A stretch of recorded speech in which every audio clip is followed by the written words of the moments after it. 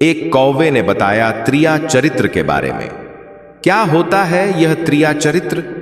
क्यों बहुत लोग डरते हैं इसको सुनने से? क्यों लोगों के मन में अफवाह है कि त्रिया चरित्र केवल स्त्रियों के लिए होता है? आज की कथा बहुत ही ज्ञानवर्धक है, इसलिए आज की कथा में आप सभी अंत तक अवश्य ही बने रहे।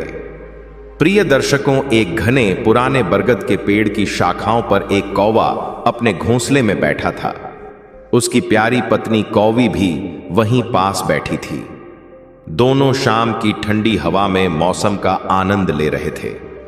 धीरे धीरे आसमान में सूरज की लालिमा कम होने लगी और दूर क्षितिज पर रंग बिरंगे बादल छा गए। कौवी ने अपने पति की ओर देखा और बोली, पिया, तुम हमेशा कुछ न कुछ ज्ञान लेकर आते हो। तुम्हारे शब्दों में एक अलग ही गहराई होती है।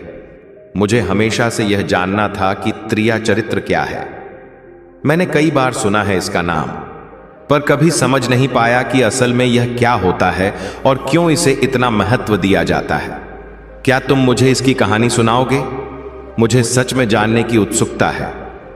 कौवे ने अपनी तीखी लेकिन मृदु आवाज में कहा, बिल्कुल कौवी, त्रिया चरित्र नाम सुनते ही मन में कई सवाल उठते हैं, पर इसका अर्थ समझना जितना जरूरी है उतना ही चुनौतीपूर्ण भी। यह कहानी हमें जीवन के कई पहलुओं से परिचित कराती है। मनुष्य के स्वभाव, छल कपट, सच्चाई और न्याय के सिद्धांतों से। मैं तुम्हें वह कथा सुनाता हूं जिसे समझकर कोई भी व्यक्ति अपने जीवन के रास्ते को सही दिशा दे सकता है। कौवी ने उत्सुकता से कहा, हां पिया, मैं पूरी शांति से सुनूंगी। तुम्हारी बातें हमेशा मुझे मार्गदर्शन देती हैं। कौवा ने धीरे धीरे कहानी शुरू की। बहुत समय पहले की बात है। एक समृद्ध और शक्तिशाली राज्य में एक राजा शासन करता था। वह न केवल शक्तिशाली था बल्कि धर्म का पालन करने वाला भी। उसके राज्य में खुशहाली थी, लोग सुखी थे। राजा का एक पुत्र था जो ज्ञान और धर्म दोनों में प्रवीण था। उसकी पढ़ाई लिखाई और संस्कारों पर राजा विशेष ध्यान देता था। राजकुमार की शादी हो चुकी थी और उसकी रानियां उसकी जिंदगी का अभिन्न हिस्सा थीं। राज्य में कई राजकुमारियां थीं और प्रत्येक की अपनी एक अलग भूमिका थी। राजकुमार जब अपने गुरु के पास जाता तो वह त्रिया चरित्र के रहस्यों को जानने के लिए उत्सुक रहता। गुरु ने बताया कि त्रिया चरित्र जीवन के उस सत्य को दर्शाता है जो केवल आंखों से नहीं बल्कि समझ से जाना जाता है। यह कथा धोखे और सत्य की परीक्षा से भरी हुई है, जहां हर इंसान को अपने चरित्र की परीक्षा देनी पड़ती है। राजकुमार ने गुरु से इस विषय पर गहरी पढ़ाई की और उसने यह सीखा कि कैसे असली और नकली को पहचाना जाता है, कैसे धूर्तता और सत्य के बीच फर्क किया जाता है। समय बीतता गया। राजकुमार ने अपने राज्य के मामलों को संभालना शुरू किया, लेकिन उसके जीवन में एक अजीब मोड़ आया। एक दिन एक साधु आया जिसने अपनी चालाकी और जादू टोने से रानियों को मोहित कर लिया। साधु की यह चालाकी राजकुमार के लिए बड़ी चुनौती बन गई। उसने रानियों के मन में संदेह और द्वेष की बीज बो दिए। राजकुमार को यह सब समझ नहीं आ रहा था, पर उसकी सूझबूझ उसे सच जानने की राह पर ले गई। राजकुमार ने अपने आप को छुपाकर गुप्त रूप से साधु और रानियों के बीच की बातचीत सुनी। उसने देखा कि कैसे साधु अपनी चालाकी से सबको भ्रमित करता है और कैसे कुछ लोग अपने स्वार्थ के लिए सच को छोड़ देते हैं। इस दौरान राजकुमार को त्रिया चरित्र की गहराई से समझ में आने लगी कि किस तरह मनुष्य के चरित्र में छुपे द्वैत और सच्चाई की लड़ाई होती है। राजकुमार अपने पिता के राज्य के एक नए दौर में कदम रख चुका था, लेकिन उसके मन में हमेशा एक सवाल रहता था, आखिर त्रिया चरित्र की सच्चाई क्या है? वह समझना चाहता था कि जीवन में लोगों के असली स्वभाव को कैसे पहचाना जाए। राजकुमार ने निश्चय किया कि वह स्वयं इस विषय पर गहराई से अध्ययन करेगा और अपने अनुभवों से सत्य को परखेगा। राज्य के एक छोटे से गांव में एक बार एक सभा हुई जिसमें राजा और राजकुमार ने अपने अधिकारियों, साधुओं और जनता से बात की। उस सभा का मकसद था कि कैसे एक व्यक्ति अपने जीवन में ईमानदारी, सत्य और नैतिकता के मार्ग पर चल सके। सभा में कई लोगों ने अपने विचार रखे, लेकिन एक बुजुर्ग साधु ने एक कथा सुनाई जिसने सबका ध्यान खींच लिया। उस साधु ने कहा, त्रिया चरित्र को वह परीक्षा है जिसमें मनुष्य के 3 पहलुओं का परीक्षण होता है, उसका व्यवहार, उसकी सोच और उसका अंतरात्मा। ये तीनों मिलकर ही किसी के चरित्र की असली परख करते हैं। जब ये तीनों स्वच्छ और सच्चे हों तभी व्यक्ति का चरित्र महान कहलाता है। राजकुमार ने इस बात को ध्यान से सुना और मन ही मन ठाना कि वह इस परीक्षा को स्वयं पर लागू करेगा। उसने अपनी रानियों से अलग होकर एक साधु के रूप में गांव में रहने का नाटक किया।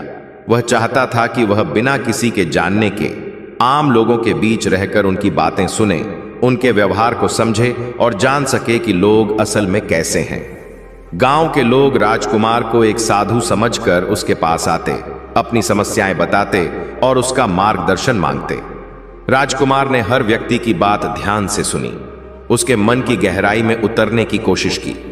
उसने देखा कि कुछ लोग दिखावे के लिए अच्छे होते हैं लेकिन अंदर से स्वार्थी और कपटी होते हैं। वहीं कुछ लोग साधारण जीवन जीते हुए भी अपने दिल के साफ और सच्चे होते हैं। एक दिन गांव में एक ऐसा व्यक्ति आया जो अपने स्वार्थ के लिए दूसरों को धोखा देने में माहिर था। उसने लोगों के बीच झूठ फैला दिया कि राजकुमार एक साधु नहीं बल्कि एक धोखेबाज है। लोग भ्रमित होने लगे। राजकुमार ने इस स्थिति का सामना धैर्य और बुद्धिमत्ता से किया। उसने गांव के कुछ सच्चे लोगों को इकट्ठा किया और उन्हें सिखाया कि कैसे सत्य को पहचाना जाए, कैसे झूठ और छल को परखा जाए। राजकुमार ने यह भी बताया कि त्रिया चरित्र का सबसे बड़ा रहस्य यह है कि हम केवल दूसरों को देखकर नहीं बल्कि अपने आप को देखकर भी अपनी परीक्षा करते हैं। जब हम अपने व्यवहार, सोच और अंतरात्मा को साफ रखते हैं तभी हमारा चरित्र मजबूत होता है। यह सुनकर गांव के लोगों का विश्वास फिर से मजबूत हुआ। वे समझ गए कि बाहरी रूप से दिखने वाली बातें कई बार भ्रमित कर सकती हैं, पर असली मूल्य तो अंदर की सच्चाई में है। राजकुमार ने इस प्रकार त्रिया चरित्र की परीक्षा से गुजरकर न केवल अपनी समझ को बढ़ाया बल्कि पूरे राज्य को भी एक नया दृष्टिकोण दिया। लोगों ने सीखा कि हर व्यक्ति के 3 पहलुओं व्यवहार, सोच और अंतरात्मा की सही परख जरूरी है, तभी समाज में सच्चाई और न्याय कायम हो सकते हैं। राजकुमार की त्रिया चरित्र की शिक्षा धीरे धीरे पूरे राज्य में फैलने लगी, लेकिन अब सवाल था कि इसे केवल ज्ञान तक सीमित न रखकर इसे जीवन में कैसे उतारा जाए। यही चुनौती थी जो राजकुमार ने अपने मन में रखी। एक दिन राजकुमार ने अपने दरबार में सभी मंत्रियों, सैनिकों और आम जनता को बुलाया। उन्होंने कहा, अब समय आ गया है कि हम त्रिया चरित्र के सिद्धांत को व्यवहार में आजमाएं। मैं चाहता हूं कि हर व्यक्ति अपने जीवन में अपने व्यवहार, सोच और अंतरात्मा की परीक्षा करे। जो लोग इसे अपनाएंगे वे न केवल खुद सफल होंगे बल्कि राज्य की खुशहाली में भी योगदान देंगे। राजकुमार ने इसके लिए एक अनूठी योजना बनाई। उन्होंने राज्य के हर कोने में 3 प्रकार के सवाल फैलाए जो लोगों को अपने तीनों पहलुओं पर सोचने और आत्मनिरीक्षण करने के लिए प्रेरित करें। पहला सवाल था, क्या मेरा व्यवहार दूसरों के प्रति सच्चा और न्याय संगत है? दूसरा सवाल था, क्या मेरी सोच स्वार्थी या उदार है? क्या मैं हमेशा सकारात्मक और सच्चाई के मार्ग पर चलने की कोशिश करता हूं?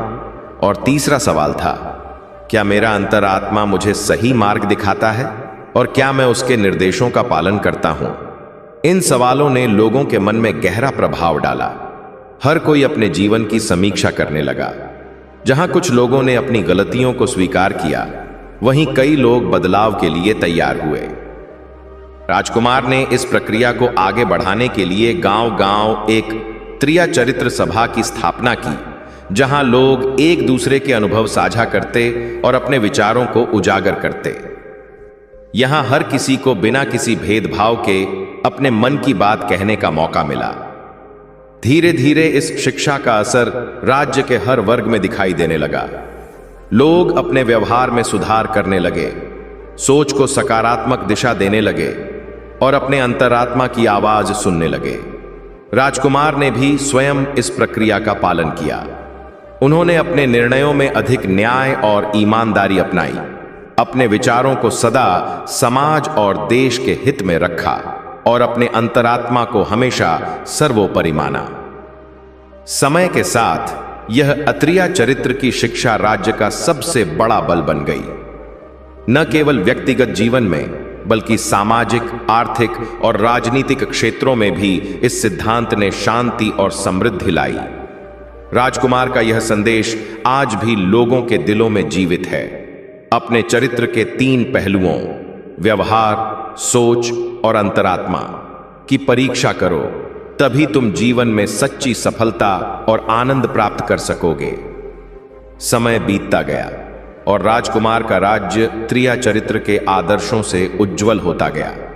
लेकिन जीवन में कभी कभी असली परीक्षा तब आती है जब व्यक्ति को अपने आदर्शों पर डटे रहना होता है, चाहे परिस्थितियां कैसी भी हों। राजकुमार के राज्य में एक दिन ऐसा संकट आया जब एक शक्तिशाली और धूर्त शत्रु ने हमला कर दिया। उसने चालाकी और छल प्रपंच से कई लोगों को अपने पक्ष में कर लिया और पूरे राज्य को अशांति की ओर ले जाने का प्रयास किया। राजकुमार ने देखा कि उसके कुछ नजदीकी भी शत्रु के जाल में फंसने लगे हैं। उसकी कई रानियां भी इस साजिश का हिस्सा बन गईं। यह स्थिति त्रिया चरित्र की सबसे बड़ी परीक्षा थी। राजकुमार ने शांत मन से सोचा, क्या उसका व्यवहार, उसकी सोच और उसका अंतरात्मा इस संकट में भी उसे सही मार्ग दिखा पाएंगे? उसने अपने व्यवहार को दया और न्याय के साथ बनाए रखा, न कि क्रोध या बदले की भावना से प्रेरित होकर। उसने सबको सुनना शुरू किया, चाहे वे उसके मित्र हों या शत्रु। उसकी सोच भी स्थिर और स्पष्ट थी। उसने अपनी रणनीति बनाई, लेकिन धोखे या अन्याय का सहारा नहीं लिया। उसने अपने मन को स्वच्छ और सच्चे उद्देश्य से भरा रखा और सबसे महत्वपूर्ण, उसने अपने अंतरात्मा की आवाज को कभी दबाया नहीं। जब भी उसे लगे कि कोई निर्णय गलत हो सकता है, वह रुक गया और पुनः सोचने लगा। इस दृढ़ता और सत्यनिष्ठा के कारण शत्रु की चालें नाकाम हो गईं। राज्य में पुनः शांति स्थापित हुई और लोगों ने राजकुमार की इस त्रिया चरित्र वाली परीक्षा को देखकर उसका सम्मान और भी बढ़ा दिया। राजकुमार ने अपने लोगों से कहा, सभी कठिनाइयां और परीक्षाएं हमें हमारे चरित्र को मजबूत करने का अवसर देती हैं। जब हम त्रिया चरित्र, व्यवहार, सोच और अंतरात्मा को सच्चाई और धर्म के साथ अपनाते हैं, तब कोई भी संकट हमें हरा नहीं सकता। इस प्रकार त्रिया चरित्र न केवल एक सिद्धांत बना, बल्कि जीवन जीने का मार्ग बन गया। यह कहानी हमें यह सिखाती है कि सच्चा चरित्र वही है जो विपत्तियों में भी डगमगाए नहीं, जो अपने मन, व्यवहार और आत्मा की शुद्धता को बनाए रखे। राजकुमार ने अपने राज्य में त्रिया चरित्र के महत्व को समझते हुए इसे हर नागरिक के जीवन में उतारने का संकल्प लिया। उसने अपने राजसभा में एक विशेष सभा बुलाई और कहा, मित्रों, जीवन में सच्चा और स्थायी सुख तब मिलता है जब हम अपने व्यवहार, सोच और अंतरात्मा को सच्चाई, ईमानदारी और धर्म के अनुरूप बनाकर चलें। यह त्रिया चरित्र हमारे लिए एक मार्गदर्शक है जो हमें जीवन की हर कठिनाई में सही राह दिखाता है। राजसभा के लोग, जो उस समय उसके सलाहकार, मित्र और नागरिक थे, वे सब उसके इस संदेश से प्रभावित हुए। उन्होंने भी प्रतिज्ञा की कि वे अपने जीवन में त्रिया चरित्र के सिद्धांतों को अपनाएंगे और दूसरों को भी प्रेरित करेंगे। राजकुमार ने अपने राज्य के लिए अनेक नियम बनाए ताकि ये मूल्य मजबूत हों। उसने शिक्षा प्रणाली में त्रिया चरित्र के बारे में जागरूकता बढ़ाने के लिए विशेष पाठ्यक्रम जोड़े। साथ ही उसने न्यायपालिका को भी सख्त और न्याय संगत बनाया ताकि सबका व्यवहार न्यायपूर्ण हो। धीरे धीरे उस राज्य में नैतिकता और सदाचार का वातावरण बन गया। लोग अपने कर्मों के प्रति जागरूक हुए, अपने विचारों में पवित्रता लाई और अपने अंतरात्मा की आवाज को मानने लगे। इस प्रकार पूरे राज्य में सुख, समृद्धि और शांति का माहौल छा गया। राजकुमार स्वयं एक आदर्श उदाहरण था, जो हर समय अपने त्रिया चरित्र को जीवित रखता था। उसकी कहानियां दूर दूर तक फैल गईं और सबके लिए प्रेरणा बन गईं। अंत में राजकुमार ने अपने प्रिय जनता से कहा, प्रिय साथियों, त्रिया चरित्र को अपनाना आसान नहीं होता, लेकिन यह जीवन को अर्थपूर्ण और सफल बनाता है। अपने व्यवहार को सच्चा रखो, अपने विचारों को निर्मल बनाओ और अपनी अंतरात्मा को कभी झुकने न दो। तभी जीवन में कभी धोखा नहीं मिलेगा और न ही हम कभी टूटेंगे। अब मैं आप सबका तहे दिल से धन्यवाद करता हूं कि आपने इस कहानी को शुरुआत से अंत तक ध्यानपूर्वक सुना और समझा। इस कहानी में छुपा संदेश हम सभी के लिए अमूल्य है कि जीवन में चरित्र से बढ़कर कोई चीज नहीं है। अगर यह कहानी आपको पसंद आई हो तो कृपया इसे अपने परिवार और मित्रों के साथ साझा करें, ताकि वे भी इस महान ज्ञान से लाभान्वित हो सकें। हमारे चैनल के साथ बने रहें, हम आपको इसी प्रकार की ज्ञानवर्धक कहानियां और संदेश लाते रहेंगे। आप सभी को राधे राधे और जय श्री कृष्ण।